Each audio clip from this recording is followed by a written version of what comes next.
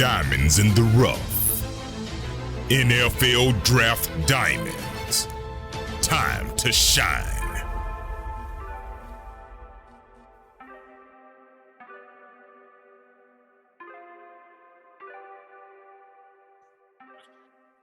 Hi, my name is Jimmy Williams with NFL Draft Diamonds, and today I have with me a diamond in the rough. His name is Trenten Morrow. He's a safety out of Siena Heights. How you doing, buddy? I'm good. I'm good, man. Hey, nice to have you on. We've actually met and talked before. There's an interview already on the NFL Draft Diamonds website for people to check out. But for people who haven't done that, or people who maybe don't know you at all, tell me a little bit about yourself, maybe where you're from, and how you got to Siena Heights. Yeah, for sure. So I'm a 6'3", 215 safety from Norwalk, Ohio. I originally was getting recruited out of Norwalk from like some D2 schools, some NAIA schools. And it's funny because I was getting recruited by some of these D2 schools, and I had no lineman by the name of Garrett Underwood, and he was getting recruited by Siena Heights. And I was like, I mean, that's cool. I'm still trying to get recruited. I'll send him my film. 2 weeks later, me and him were on a visit together at that school, and we both got offered shortly after that, and I fell in love with the campus, and it was just a great atmosphere. But the D coordinator that recruited me there actually ended up leaving and going to Saginaw Valley, and we got a new D coordinator by the name of Ronald Shields, and it ended up being a perfect match, and I loved it, man. Nice. So, I mean, tell me a little bit about Siena Heights football. I mean, not a lot of people really know even where it's at. So, tell me a little bit about the football program just in general over the past couple of years. Yeah, so Siena Heights is in Adrian, Michigan, like southeast. It's probably like 40 minutes north of Toledo and like an hour south like Ann Arbor. But I think the program started in like 2011, somewhere around there if I can remember. But the program was always like close to like a 500 program for the first couple of years, and then luckily my sophomore year until this past year, like we were a 7-3 program. We're one play away 3 years in a row from making the national playoffs, and really like putting Siena on the map a little bit for just being a solid program. Unfortunately, this past year we're another 500 year, but it's definitely a program on the rise, and it's got a lot of good athletes coming out of there. Yeah, I mean, definitely a lot of good athletes. A lot of good talent there. I do want to give a shout out to a couple of those guys because I feel like your defense is really great. So who there do we really need to look at for like next season and moving forward? Yeah, next year we got a dude by the name of Cole Merlin, plays Mike Backer for us coming out of there. Just a workhorse. He really gets after it. I mean, in the classroom, in the weight room, and then on the field, he's a great leader. And then we also have a corner, big lengthy corner. He's like 6'2". His name's Carice Crawford. He's a dude that I think's got like some 4.4 speed and can cover a lot of ground and has a good head on his shoulders, man. So I mean, those are two guys I think that are going to be solid dudes coming out of there next year. Awesome. So let's go ahead and circle back to you because I mean, obviously, interviewing you as an NFL prospect, a serious NFL prospect for a guy who's an NAIA, player, a really good size safety. I mean, you're looking at about 6'3", 215, almost a linebacker, really, if you want to even, throw that out there. So, talk to me a little bit about your game, maybe where you line up on a normal basis, and what you feel separates you from the other talent out there. Yeah, so in our defensive scheme, we like to show a too high set, but a lot of times we like to pre-snap move too, to where I'm going to be rolling down as an outside backer, or into a nickel spot, or even at the one high, and I feel like that's something that really helped versatile my game over the years is being a good enough size where I can come down in the box and just be another linebacker and help in the run fits. But I've good speed to where I can play the one high and cover sideline to sideline. So I believe that's one of my strongest suits as a player, and what I look forward to, doing in the future. Interesting. The other thing I was kind of wanted to check with you is, a lot of times what happens with, newbies that get into the pros, like they have to more or less cut their teeth on special teams. And so I just kind of want to get your feel, your take on your experience as a special teams player, and really how you see yourself translating to the next level. Yeah. So, I mean, even my freshman year at Siena Heights, I went in, started on every special team, and continued to play, 2 or 3 special teams all the way until my career ended there. It actually got like the first, second game of the season, I think I just played kickoff or punt, one of those. And I went to our special teams coordinator and I was like, dude, if me being on every special team and playing defense helps us win ball games, let's do it. Like, I just want to be out there to make plays.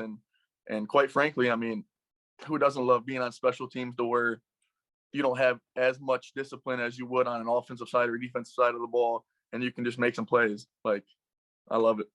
Yeah, you just kind of run down there like kind of reckless abandon, smash Yeah. into somebody and, hopefully cause a fumble or something, but, Oh get yeah. that like loud, hit or, kind of excite the crowd or what have you. So, completely Change the game. understand that. So, I love special teams, man. Like, I don't like how, they're trying to really, diminish special teams plays and all that stuff Yep. lately. It just kind of, I don't know, takes a little bit of the fun out of the game, in my opinion. So, Right.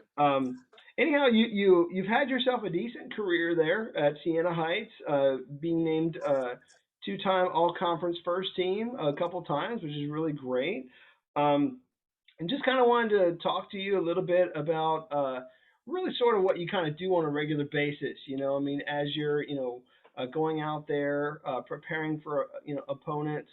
Let's just take a second, camp out in the film room a little bit. So tell me how you have used that to better your game. Maybe even like a specific instance where like you saw something on film and it really played out in the game time situation. Yeah. So one of my biggest things I love watching the film room, especially being a safety, is like slot receivers releases and just how they like to get off the ball, and knowing if they're gonna have an outside inside release or if they're gonna stalk block, like their effort off the line, or quarterback's eyes at that high level. You get probably a couple games where you have a good quarterback who can look you off and throw the opposite direction, or some dudes that just stare down receivers. So I mean, those kind of dudes you have a field day with. But and then also offensive tackles, like watching their pass sets or their run sets or how they just line up pre-snap. Like, you can already tell if they have a little bit of weight on that front foot, if they're going to be, going to his own run block scheme, or if they're going to be, pass setting. And it was probably middle of the season this past year. We had one of our backup little linebackers come in, who ended up playing for us. His name was Hayden Sluter, and we were playing this team that had a good tendency on like a third and mid or a third and short to run pinball to the boundary, and I called it out to him, and he was able to fill it up and take out pretty much both polars, and me and Cole were able to come downhill and make the tackle. So I mean, that was just watching the film and knowing that play was coming on that down, and it definitely helps. Nice. I mean, you get guys like you and Cole Merlin, just kind of calling out to maybe some of those younger guys. Hey, make sure you get in your spot. This is the play that's coming your way. So Yep. kind of nice that you've been able to do that. So also just kind of a general part of being an athlete and also like daily preparation is guys in the weight room. A guy that I know has actually changed over the past several years, put on some muscle. So tell me how, just a little bit about you there in the weight room. Let's start maybe with like your favorite lift. Yeah. So favorite lift, I don't know. It depends sometimes. Some days I'm feeling it on this lift or another one, but I gotta say probably like a power clean or a squat. Those more explosive lifts to where you're getting a lot of ankle flexion, and you're able to really like get deep in one of those lifts. Um, those are probably my favorites. I mean, I'm a dude with long arms and stuff, so when it comes to like doing upper body, I'm like, it's cool. I like doing it. Don't get me wrong, but lower body definitely is a good time in the weight room. No, I get it. I mean, obviously, a guy who's a little bit more lengthy at your position. I mean, it becomes more of a struggle for guys with longer arms. So I get it. I Oh understand. yeah. Um, so again, had a really good career there at Siena Heights. What kind of sticks out to you as like some of your best memories, and best moments? Is there a game or play that just kind of sticks out in your memory?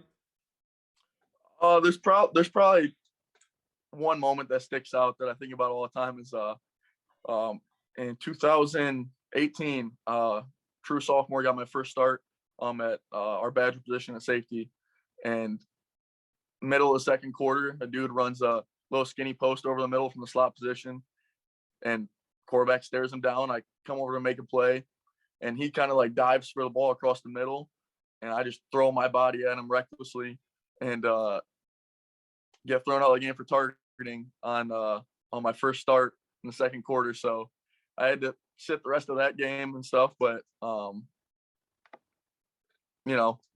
was what it was. But that's just a memory that sticks with me. Well, I mean, targeting is targeting. There are people that hate it. It is a part of the game right now. But I completely get it. I mean, but also, I don't know.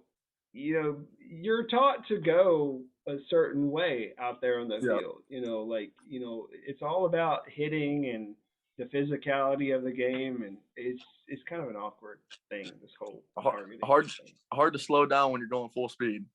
Absolutely, I totally So understand that there.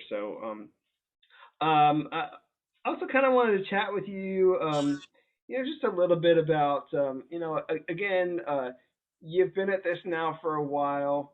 You've had a lot of great coaches.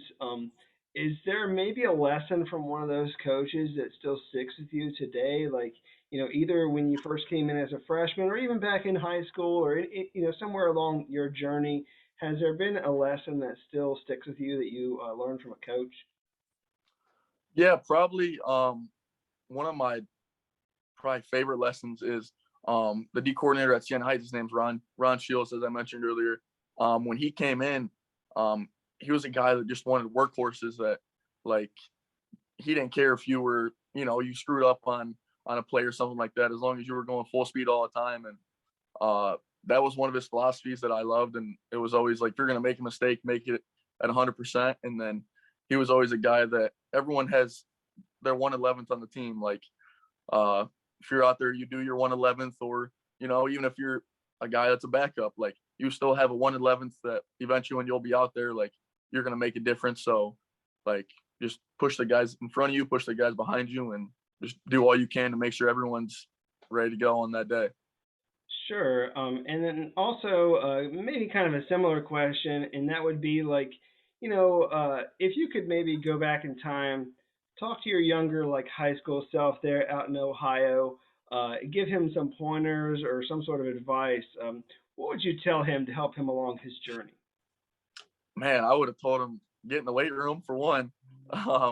Was a tall, skinny kid. Uh, but then, I mean, other than that, it probably would have just been, effort mentality.